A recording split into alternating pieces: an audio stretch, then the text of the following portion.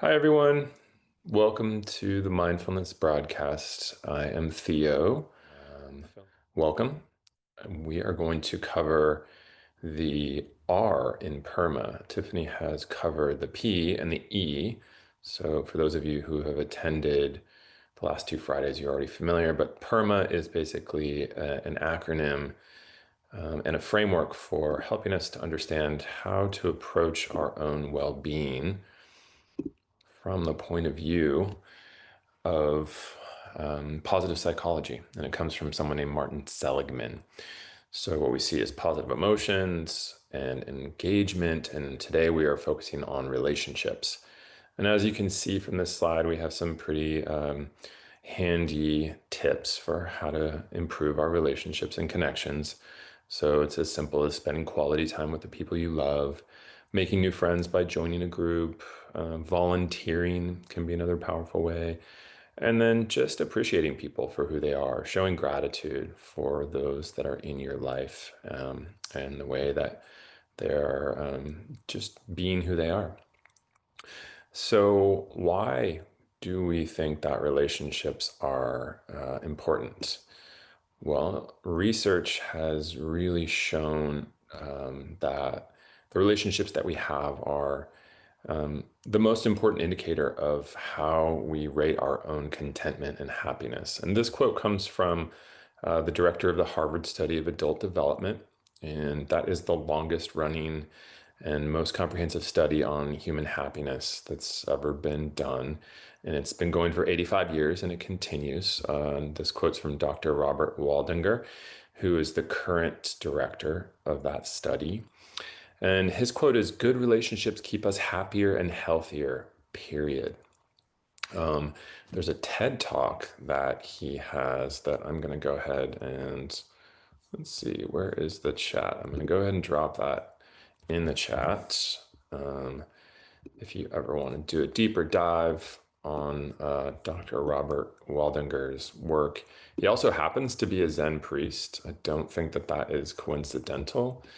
Um, so, basically, the idea is pretty simple. As long as you have your basic needs covered, such as food and shelter, the best use of your time is investing in your relationships and the quality of those relationships if you want to live a happy and contented life. That's based on all the research that's been done in the Harvard Study of Adult Development. So that's a helpful thing to know that this is evidence-based, right? So how then can we utilize our mindfulness practice in order to improve the quality of those relationships and those connections? Um, well, we know that mindfulness helps our relationships just by practicing it in and of itself, even without having an intentionality in improving our relationships with our mindfulness practice. It just generally leads to, for instance, increase in communication and the effectiveness of that communication. It leads to decreased social anxiety, which obviously gets in the way of relationships that we have or relationships that we perhaps want to form.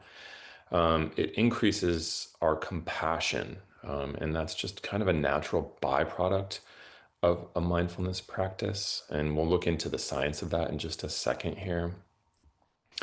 It helps us to deal with emotional regulation, and often that will lead to co regulation.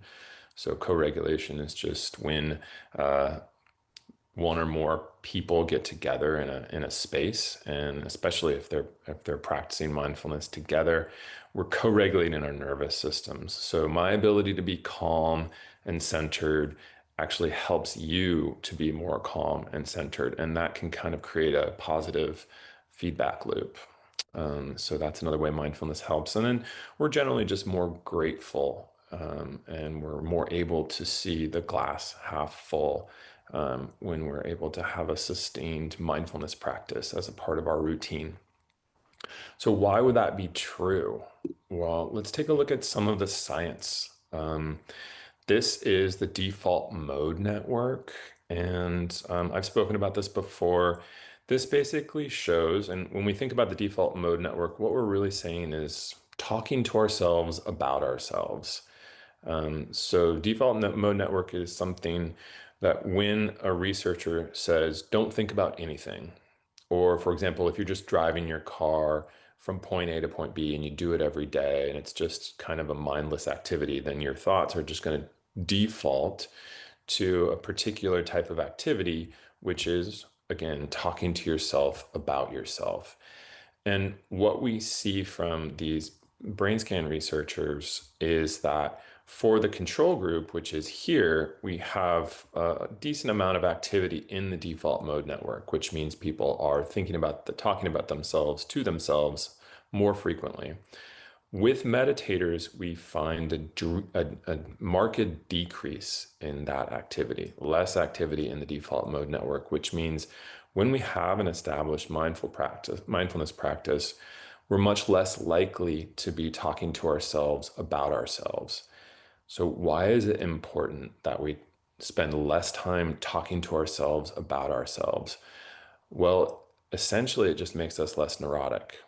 And studies show that it makes us less prone to anxiety and depression and discontentment. And that thereby increases our ability to show up for our relationships in a more meaningful way. I mean, the simple question we can ask ourselves is, do I really want to spend time with someone who's super neurotic?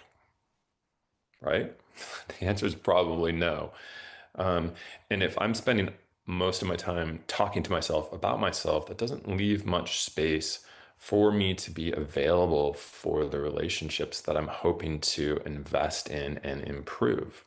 So, my ability to have compassion, to be present when I'm spending time with people, is just really enhanced by meditation and mindfulness in general.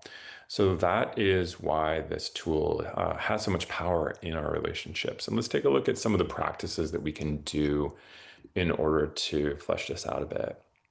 So the first is mindful listening. So what if, as a practice, I sat down when I was talking to someone and just thought of it as if this was a meditation practice, as if my goal was to just really be there in all the ways that I can to listen to someone. And how does it feel when someone does that for me? Right? Like, can you imagine a time where you felt really seen and really listened to? Maybe that was with a therapist or a best friend or a family member. And how did that resonate in your system? And what did that do to the quality of the relationship that you have with that person? How meaningful was that to you? So, some people will say that the biggest gift that we can give to another human is our full attention. And so mindfulness really helps us to do that. And if we can set an intention to be a mindful listener, it's going to go a long way in improving our relationships with that, which then leads to just a general increase in our sense of contentment and happiness. And then self compassion practice. If we can practice self compassion, we're better able to give compassion to other people. Loving kindness, which is essentially just a way to really focus our energy on someone that perhaps we're having trouble with, or someone who we know is having a big challenge in their life, and really focus on having compassion for that person and what they're going through. And then just the simple practice of awareness of breath. You know, if we get back to the basics within our mindfulness practice, just those practices will, even if we're not intentionally focusing on relationships, will just in general improve our relationships by their very nature. So, those are the slides. I hope that's been useful. And now let's kind of jump into a practice so that hopefully you can have a felt experience of how our mindfulness can help us in our relationships. So I'm going to invite you to just notice the room you're in. Notice the way that your body feels. Maybe notice the pressure that you feel underneath you, just kind of being held on earth by gravity. And then I'll invite you to just close your eyes and get in touch with your breath.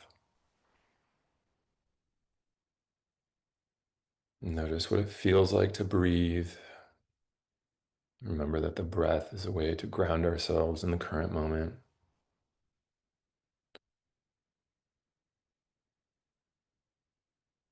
And once you feel settled in your body and in your experience, I'm going to invite you to call to mind someone for whom you have a sense of ease and love.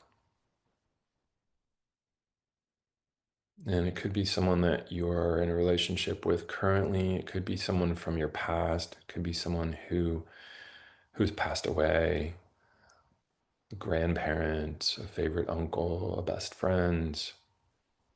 It could be a pet. And I want you to bring them to mind in as clear and visceral way as possible. So really just imagine that they're right there in front of you.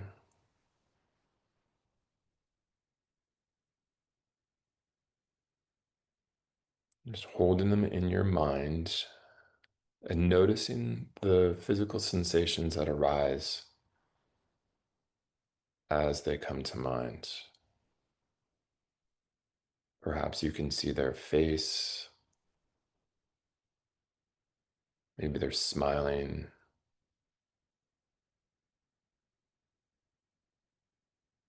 Just allow that to be as real as it can. And notice how it feels to see them there. Then I'm going to invite you to just say a few words to them.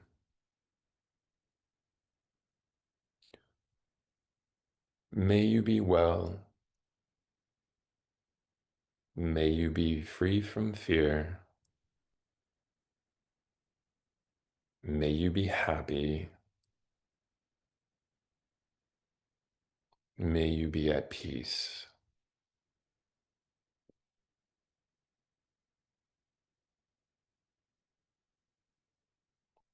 Notice what it feels like to offer this form of care. Notice any sensations in your body,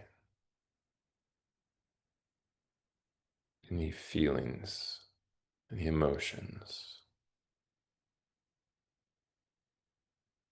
And notice how they receive that. Maybe there's a smile, maybe there's an embrace.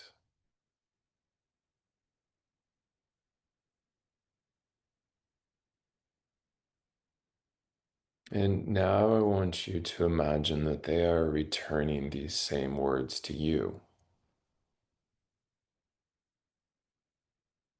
So there they are in front of you, and they repeat the words. May you be well. May you be free from fear. May you be happy.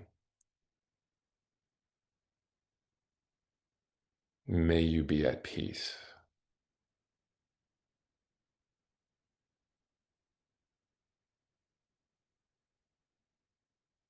And just allow yourself to take that in.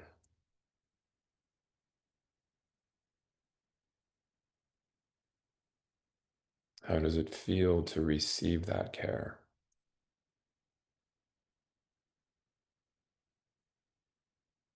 Can you let that resonate in this moment?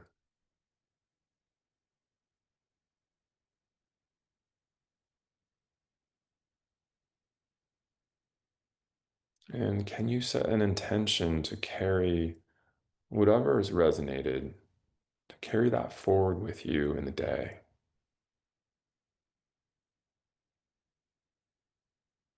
To see the people that you encounter in this way.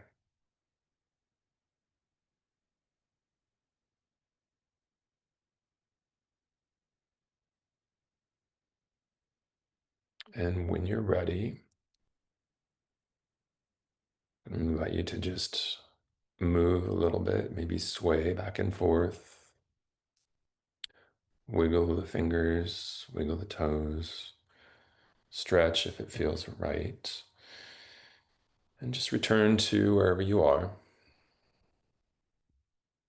And notice any difference that you sense just in that short exercise. We've just done about 6 or 7 minutes of this practice. And for some, it might be subtle. For some, it might be a little less subtle. But this is what it feels like to intentionally cultivate this mindfulness practice that's going to help us to improve the quality of the relationships that we have. So